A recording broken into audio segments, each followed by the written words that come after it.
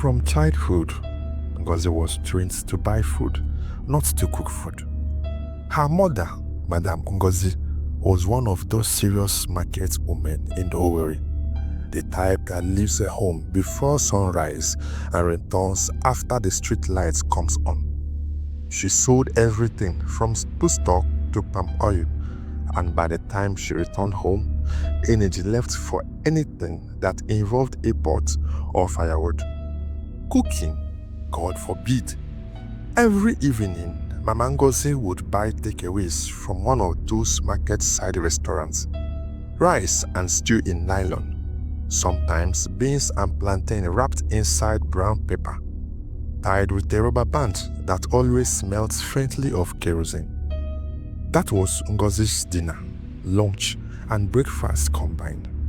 Her elder sister, Amaka and Ifeoma, didn't complain either. They were already used to it. In fact, in their house, cooking was like mathematics. Something you only heard about but never practiced. If you opened the kitchen cupboard, you will find plates, spoons, and cups arranged like museum artifacts. Gas cooker was as new as the day it was built. Not a single scratch. Even the frying pan still had the nylon sticker in the handle.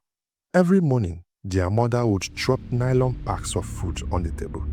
"Children, it's your breakfast, oh, I'm going to market."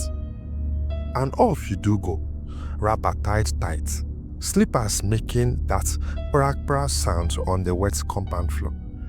Ngozi grew up thinking that cooking was for people who didn't have money. She believed that only broke people cooked every day. At the university, it was worse. She became a professional food buyer. If she wasn't in Mama Chidema's kitchen, the popular car beside the hostel, she would be in one of those eateries near Douglas Road. She would eat jollof rice, swallow, even pepper soup, anything with small meat and plenty stew. She didn't know how to fry egg without burning it, but she could tell you the difference between restaurant oil and buka oil by taste alone. To her, life was simple. Just buy food, eat, and move. Years later, Ngozi graduated and got a job with Golden Home Estate, one of the fastest growing real estate companies in Owerri. She was a sales representative, smart, lively, and always smelling of vanilla perfume. But one thing never changed: her love for eating out. Every day before going to work, she do stop by a roadside restaurant, buy breakfast, often yam and egg sauce, and pack lunch from her fridge at home contains only bottled water, yogurts, and leftover takeaway rice from the previous day. Then came one bright Monday morning. Something new caught her eyes. While driving to work through Ikenigbo Road, she saw a newly opened restaurant with a giant banner that read, "Chop one, chop two. Eat like a boss." The name alone tickled her appetite. The signboard shone bright orange, the kind that made you hungry just by looking at it.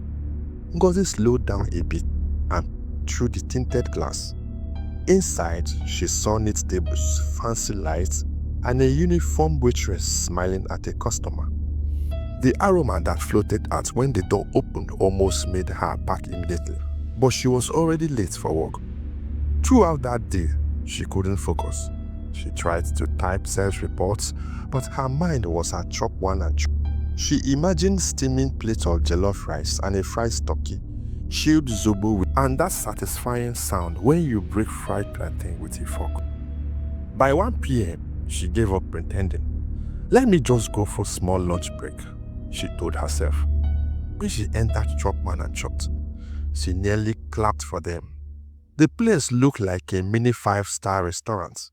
Clean, with white walls, shiny floor, smelling air freshener that hummed a plump woman with a gold name tag walked on. "Welcome, madam. First time?" "Yes, so I saw your place this morning and I decided to try it." "Thank you. Please come and sit. Our food is sweet well. Ngozi smiled. "I know that's you. Bring me rice and stew with turkey and a small fried plantain. When the food came, she closed her eyes for a second just to inhale the aroma. One spoon and she nodded in satisfaction. This place go know me by name soon. From that day, Ngozi became a loyal customer. She even started telling her colleagues, forget other eateries, chop one and chop two, not the best in Owerri. But her food adventure didn't stop there. 2 months later, another new restaurant opened just opposite Chop One and Chopped.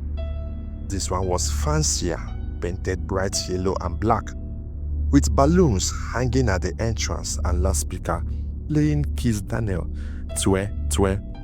Its name, Madam Belleful. Ngozi laughed when she saw it. Owerri people too liveful, sha.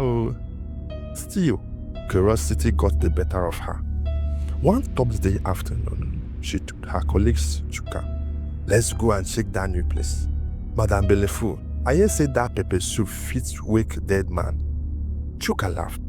Ngozi, one day, your stomach go write petition against. She waved her hand. Abeg leave talk. Hunger no get patience. The first time Ngozi entered Madam Belleful's restaurant, she felt like she had walked into food paradise. Everything sparkled, from the shiny tiles to the polished counter.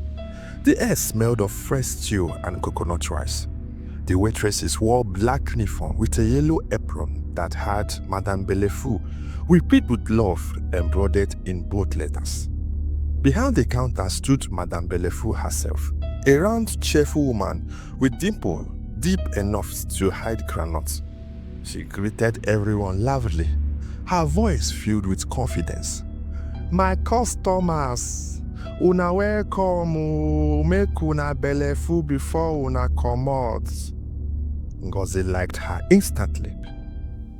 She ordered pounded yam and vegetable soup with assorted meat. The food came steaming hot, served in a stainless steel plate that reflected the light.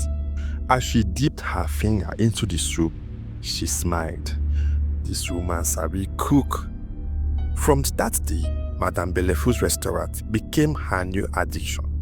Morning, afternoon, even evening, Ngozi was there. Sometimes, she do even put pictures on her WhatsApp status. If you never chop for Madam Belleful, you never enjoy life. People reacted with emojis, some laughing, others trolling. She felt proud, almost like a food influencer. But behind the laughter and aroma, something dark was written. Something that would soon teach Ngozi a lesson she do never forget. Because not every restaurant that looks clean truly is.